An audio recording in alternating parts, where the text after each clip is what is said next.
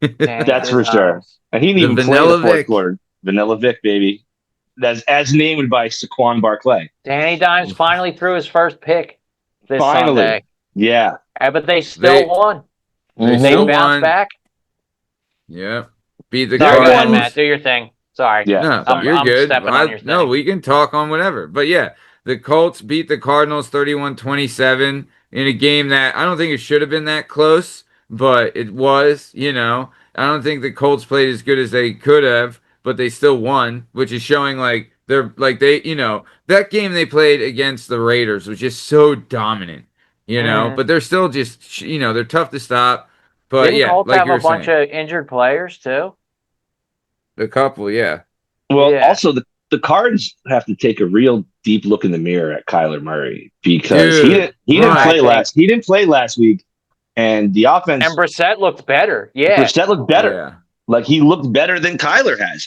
He got the ball to their best players. Like, do you think that's like a gift and like a curse of the Heisman in a way? Where it's like, this guy's a Heisman Trophy winner, we should start him. Like, he always would get the nod in those situations where it's like, dude, this obviously doesn't work. This guy hasn't had 10 wins. Like, what's the most he ever had is 8 wins in a year, right? Like, he he doesn't get it done. Yeah, he can extend a play, but like, look at all the offensive guys, like all the guys that they've had there. Like, he just doesn't do it. Well, he's also never. No, go ahead. I was just saying, he also has never played a full season.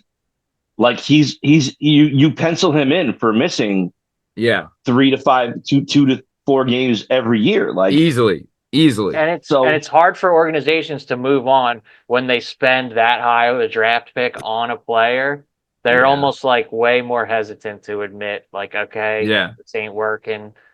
Dolphins, I mean, they're 1-5 right now too, right? Yeah, and that they're talking about it. That's another example and too. And they lost to the Chargers. Yeah, and like, do you move on from that? It's hard for them to admit.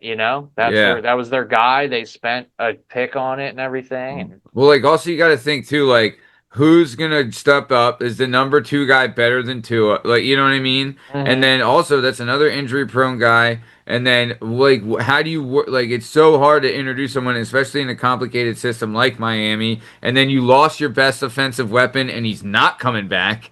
You know? Yeah. No, so, he is like, not. It's a real dumpster fire there as far as, like, you can't, there's no miracle worker in place that they can just put in. Like, really, what is the best option? And I kind of think Arizona is in the same place, but they definitely should be looking into the futures and, like, look, Kyler, you got to start being able to stay healthy. And then also, if not, we're really going to look into finding your replacement, Well, in the Dolphins, you got to have those hard convos. The big joke about Kyler was like they were going to lose 2 weeks ago because it was Call of Duty double XP weekend. Right. You know what I mean? Because they found out, like, they did that trick with him where, like, they gave him the iPad to go home, like his rookie year, to study plays. And Kyler not realizing that they can see what he's doing on that. And what he was doing on that was not studying plays. Jeez. So they were like, what are you doing? He was like, Call of Duty. Like, well, we took you one. So if you can just go ahead and kind of put that nose in the old playbook, we don't have to hide $100 bill in the last page of the folder anymore. Exactly. We can see everything you're doing. We know exactly what's going on, man. You're not looking at it.